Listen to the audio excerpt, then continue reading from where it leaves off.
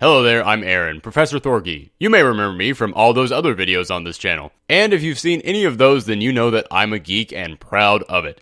Now, what is a geek, you might ask? Well, a lot of people have their own definitions, but here's mine. A geek is someone who is passionate about something from the world of pop culture. That's it, there's no membership card, no secret handshake. Geeks are defined by one thing and one thing only. Passion for something from the world of pop culture, or geek culture as it has now become known. Whether it be comics, video games, movies, music, whatever you want.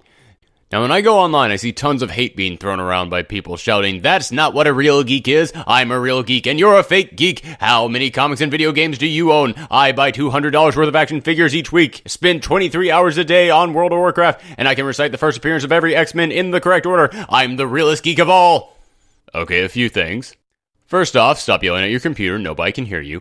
And secondly, that's not what a geek is. A geek is not defined by how much knowledge they have of something, nor by how many possessions they own. A geek is defined by passion, by love and positivity. It is someone who likes something and wants to expose themselves to more of it.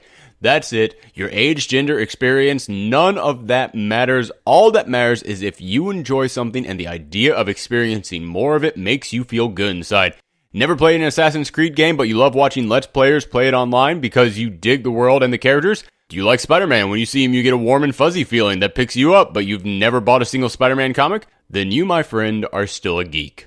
But being a geek can be pretty confusing. Let's say you've always enjoyed a comic book character, but you have no idea where to start reading their series. They've been around for over 50 years with a new issue coming out every month with dozens of storylines and writers coming in, rebooting and changing their history around. So how is a new geek going to get into all of this? Or what if there's a new game coming out that looks like tons of fun, but you haven't played the other 6 or 7 in the franchise and you don't want to go back through and play them all just to understand this one? Well, that's where I come in. I want to make it as easy as possible for people to get into whatever they want to enjoy. So I've started this new show, Geekery 101. Where I'll give you in short, easy to follow videos all you need to know to start enjoying your new geeky lifestyle. New comic coming out? I'll give you the backstory. Complicated continuity? I'll clear it up. And today on Geekery 101, a new series has just started this month that everyone's talking about, Spider-Gwen. Now you might have seen people getting excited about this online and thought, hey, I want to get into this book, but what the heck is a Spider-Gwen?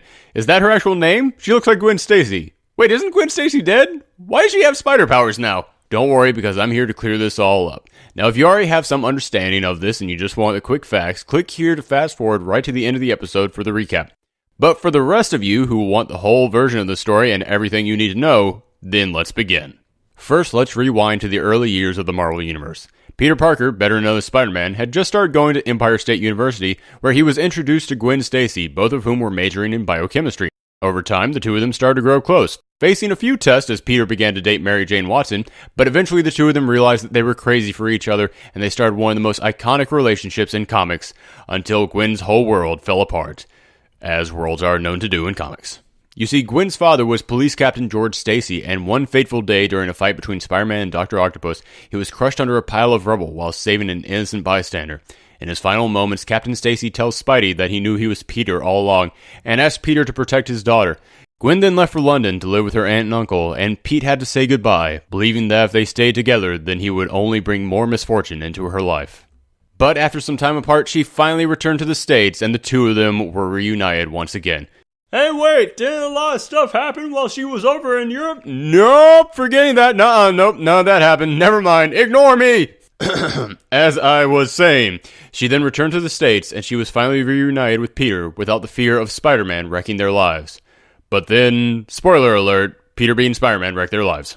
The Green Goblin, now knowing who Spider-Man truly was, returned and kidnapped Gwen Stacy to the top of the George Washington Bridge and knocked her off. Spider-Man tried to save her, but when his webbing grabbed her foot, it caused her neck to snap, killing her and changing the world of Spider-Man and comics forever. Question, so then how is Gwen Stacy back as Spider-Gwen? How does she have powers now? Is this one of those resurrections I keep hearing so much about?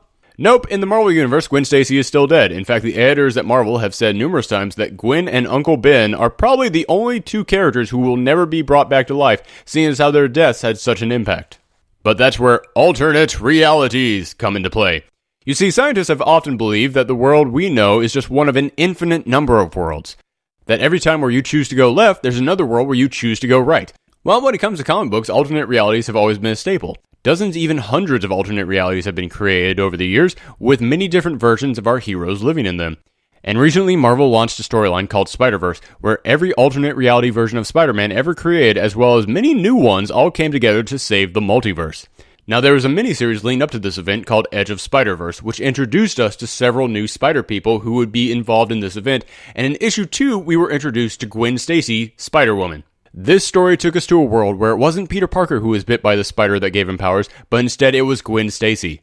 Question, do I need to read Edge of Spider-Verse number 1? Nope!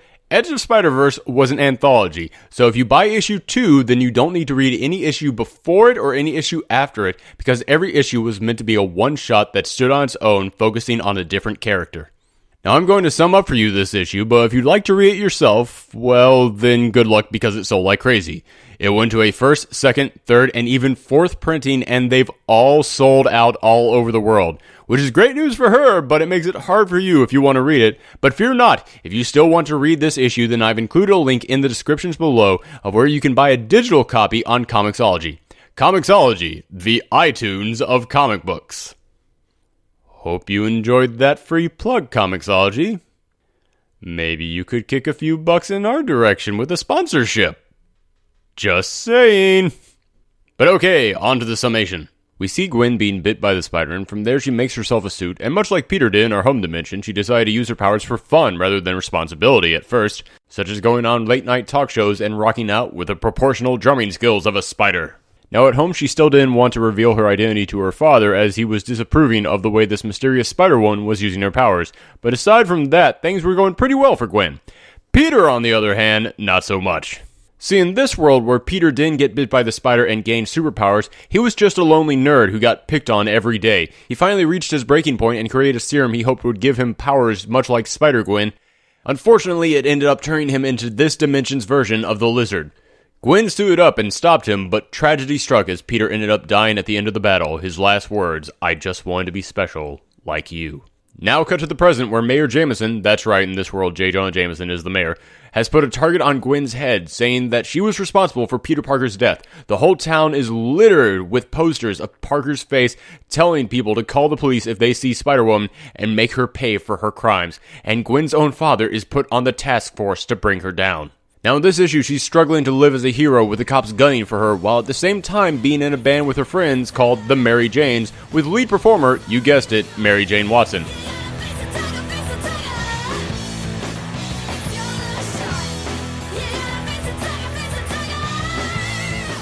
But if that wasn't enough, at the same time, the Kingpin of Crime sends his legal advisor, Matt Murdock, yes, that's right, in this dimension, Matt Murdock, aka Daredevil, is working for the bad guys, to recruit the Rhino to kill Captain Stacy so that he can get him off the streets, but also so he can get a good word in with Spider-Woman, since in this world, everyone thinks she's the villain. That night at one of the Mary Jane shows, the Rhino attacks and tries to get to Captain Stacy. Gwen suits up to stop him, but afterwards, Captain Stacy confronts her and she's now had it. She can't take being hunted by the police anymore, and she reveals her identity to her father.